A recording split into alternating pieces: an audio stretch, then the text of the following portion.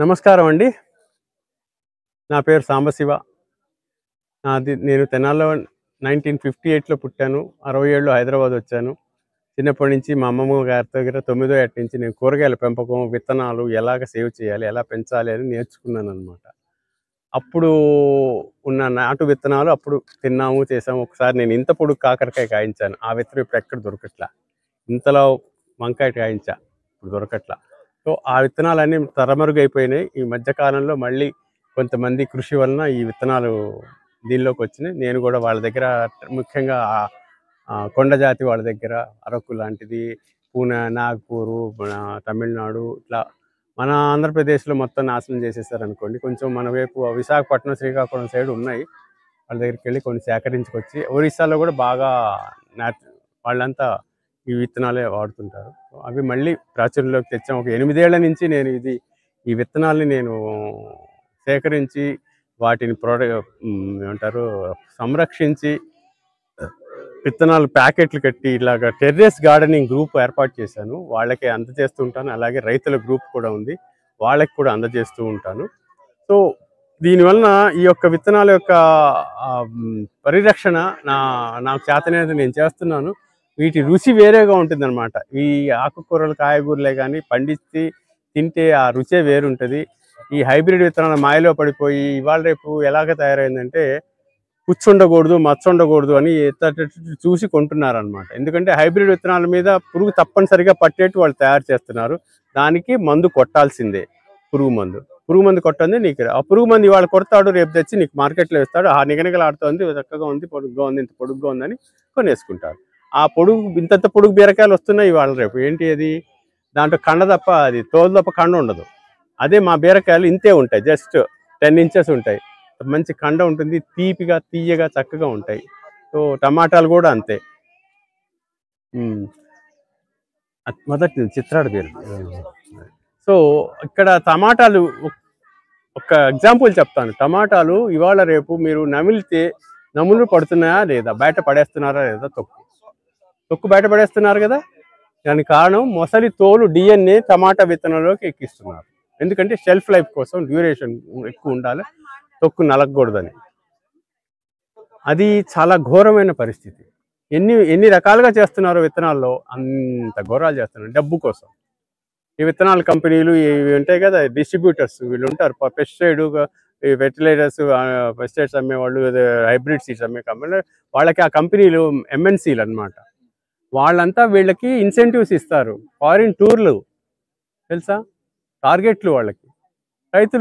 రైతు నేను ప్రత్యక్షంగా చూసా ఒక షాప్లో. ఏంది ఏదో మందు ఏదో కొట్టాలంటే, అయితే ఎన్ని ట్యాంకులు అని అడుగుతాడు. 3 ట్యాంకులు సార్. ట్యాంకులు అంటే ఎన్ని ట్యాంకులు అంటే 3 ట్యాంకులు. దానికి ఈ 3 కలిపి కొట్టని 3 మందులు ఇచ్చేసాడండి. 3 మందులు వాడే ఇంకా వాడే శాస్త్రవేత్త, వాడే డాక్టరు, పురుగుల మందు షాపు వాడు. అట్లాగా రైతుల్ని నాశనం పట్టించేసి, రైతులు నేల ఆరోగ్యము, నీరు ఆరోగ్యము, గాలి ఆరోగ్యము, ప్రజల ఆరోగ్యము, భవిష్యత్ తరాల ఆరోగ్యం మొత్తం అయిపోయింది. ఇంకేమీ లేదు. చాలా క్లిష్ట పరిస్థితిలో ఉంది. లక్షల కోట్లు పోస్తున్నారు హాస్పిటళ్ళకి. చాలా ఘోరమైన పరిస్థితి ఇది. మనం తిరగరాయాలి దీన్ని. దాని మీద ఇక్కడ మన తెలుగు రాష్ట్రాల్లో ఫస్ట్ విత్తన పండుగ జరగడం అనేది చాలా ఒక ముదాహమైన సంఘటన. ఫస్ట్ టైం జరిగింది, చాలా బాగా జరిగింది. కాకపోతే ఇక్కడ మేము తెలుగు రాష్ట్రాల నుంచి 4గురమే ఉన్నాం. తమిళనాడు నుంచి 6గురు ఉన్నారు, కర్ణాటక నుంచి ఉన్నారు, మహారాష్ట్ర నుంచి 4గురు ఉన్నారు, మన వాళ్ళు ఎక్కడున్నారు. సో ఈ మారాలి పరిస్థితి.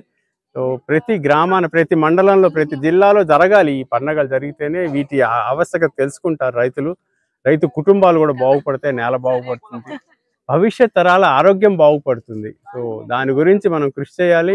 ఈ కౌన్సిల్ ఫర్ గ్రీన్ రెవల్యూషన్ సంస్థ వారి ఇనిషియేటివ్ చేసి ఈ విధంగా చేయడం అనేది చాలా గొప్ప విషయము.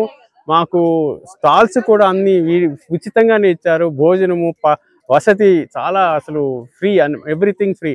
సో చాలా శ్రమపడి చాలా బాగా ఆర్గనైజ్ చేశారు, చాలా బాగుంది. సో ఇది అందరికీ చేరాలి. అందరికీ చాలా అంటే మేము ఇక్కడ జనాలు వస్తారా అనుకున్నాం. ఇదేదో అడవిలాగుంది మొదటి రోజు లేవి, కానీ ఊహించని రెస్పాన్స్ ఉందన్నమాట. వాళ్ళు తీసుకుపోవడం కూడా అలాగే తీసుకుపోయారు విత్తనాలు కొనుక్కుని. సో అది ఒక ఆశావాహ దృక్పథం. ఏంటంటే ప్రజల్లో చైతన్యం వస్తుంది, రైతుల్లో కూడా చైతన్యం రావాలి. ఈ విత్తనాలే వాడాలి, ఈ విత్తనాలు నేను కిలోల్లో కూడా ఇవ్వగలను, అరకిలోలో అయినా ఎంతగానే ఇవ్వగలను. సో రైతులు ముందుకొచ్చి ఈ పంటలు పండించి ఆరోగ్యాన్ని కాపాడుకోండి, అందరికీ ఆరోగ్యాన్ని ఇవ్వండి. ఆరోగ్య భారత్కి జై. ఏదైనా బీరలో 6 రకాలు ఉన్నాయి. బీరలో 6 రకాలు, సొరలో 4 రకాలు ఉన్నాయి. దోసకాయలో 3 రకాలు, కీరాలో 3 రకాలు, అలాగే పొట్లలో 4 రకాలు, చిక్కుళ్ళలో 6 రకాలు, ఇంకా అలసందలు 4 రకాలు ఉన్నాయి. అలాగే బఠానీ ఒకటి ఉంది, బీన్స్లో 2 రకాలు ఉన్నాయి. ఇక ఆకుకూరలు అంటే తోటకూరలో 5 రకాలు ఉన్నాయి, గోంగూరలో 2 రకాలు ఉన్నాయి, పాలకూరలో 2 రకాలు, వంకాయల్లో 12 రకాలు, చిక్కుడు పొద చిక్కుడు కూడా ఉంది, చెట్టు చిక్కుడు ఉంది. అలాగే ఫ్రెంచ్ బీన్స్, తమ్మకాయల్లో 2 రకాలు ఉంటాయి, గోరు చిక్కుడులో 2 రకాలు ఉంటాయి, మిరపలో 7 రకాలు ఉన్నాయి, టమాటాల్లో 3 రకాలు ఉన్నాయి. సో అలాగే మనకి ఇంకా బెండలో 5 రకాలు ఉన్నాయి. అది దేశీ వెరైటీస్, 100% దేశీ వెరైటీస్. 100% మొలుస్తాయి, మంచి దిగుబడిని కూడా ఇస్తాయి. అంత అపోహ సృష్టించాయి దిగుబడి రాదు అని. ప్రకృతి వ్యవసాయంలో ఇది పండిస్తే మంచి దిగుబడి వస్తుంది, చక్కగా పండుతాయి.